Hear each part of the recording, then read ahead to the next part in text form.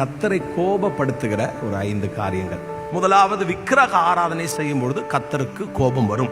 ஆண்டவருக்கு ஒரு காரியத்தை பொறுத்துக்கிட முடியாது அப்படின்னு நீங்க பாப்பீங்கன்னா, விக்கிரக சிலை வழிபாடுகள் கர்த்தருக்கு பிடிக்காது, கர்த்தர் வெறுக்கிறார். இரண்டாவது, மகிமையை கர்த்தருக்கு கொடுக்காமல் மற்றவர்களுக்கு கொடுக்கும் போது கர்த்தர் உடனே கோபப்படுவார். நீங்க உங்க மகிமையை ஊழியக்காரனுக்கு கொடுத்தீங்கன்னா கூட கர்த்தர் அவர்களை நிர்மூலமாக்குவார். அநேக ஊழியக்காரர்கள் விழுந்து போனதற்கு காரணம் என்ன தெரியுமா? மகிமையை அவங்க எடுத்துக்கிட்டாங்க. உங்க கண்கள் கர்த்தரை தான் பார்க்கணுமே தவிர என்ன பார்க்கவே கூடாது. மூன்றாவது, கர்த்தர் உங்களுக்கு கொடுக்கிற தாளந்துகளை நீங்கள் வீணடிக்கும் போது கர்த்தருக்கு கோபம் வரும். நான்காவது, தேவ சபைக்குள்ளே கள்ளர்கள் இருக்கும் பொழுது கர்த்தருக்கு கோபம் வந்தது.